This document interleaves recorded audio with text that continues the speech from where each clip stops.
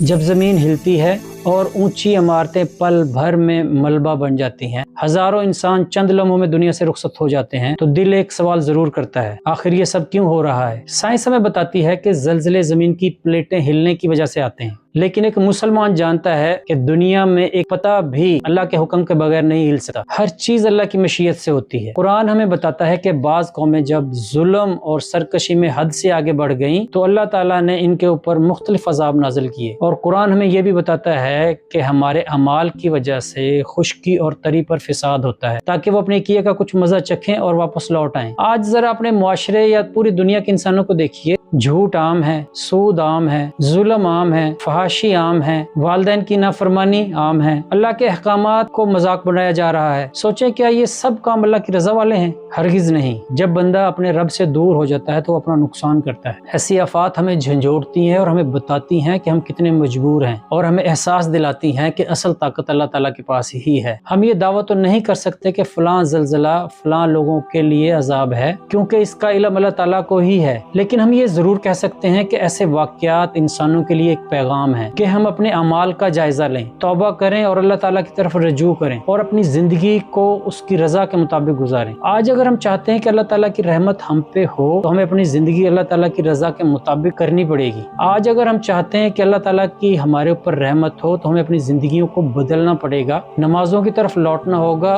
कुरान को हमें सिर्फ पढ़ना नहीं बल्कि समझना होगा कि कुरान हमसे क्या चाहता है। सच्चाई, इंसाफ और हलाल रिज़्क की तरफ लौटना होगा, क्योंकि रहमत भी अल्लाह ताला की तरफ है और पकड़ भी अल्लाह ताला का हक है। जब जमीन हिलती है तो सिर्फ इमारतें नहीं गिरती, इंसान का गुरूर भी टूटता है, लेकिन ये हमें समझ नहीं आता। अगर कोई आफत हमें अल्लाह के करीब ले आए तो समझ लें कि हमने उसके पैगाम को समझ लिया है, इससे सबक हासिल कर लिया है। ये जो पूरी दुनिया के अंदर ज़लज़ले आए हुए हैं, ये मेरा सारा टॉपिक उसी के ऊपर था। अब मैं आपको एक बात बताता चलूं कि अल्लाह ताला जब नाराज होता है, जाहिरी बात है परेशानियां हमें उसी वक्त आएंगी। अब हमें कैसे पता चले कि अल्लाह ताला हमसे इस वक्त नाराज है, हमारे और अल्लाह के दरमियान जो ताल्लुक है वो कैसा है, उसकी पोजीशन क्या है? उसका बड़ा आसान हल है। अल्लाह ताला जब किसी से नाराज होता है तो वो रिज़्क नहीं छीनता उससे, बल्कि उससे सजदे की तौफीक छीन लेता है, उसके अमाल की वजह से, क्योंकि उसकी तलब ही नहीं हो रही उसकी तरफ आने की। जब अल्लाह ताला ने उससे सजदे की तौफीक छीन ली, तो ये मतलब है कि अल्लाह ताला हमसे नाराज है। आज हम कैलकुलेशन करके देख लें कि हमारी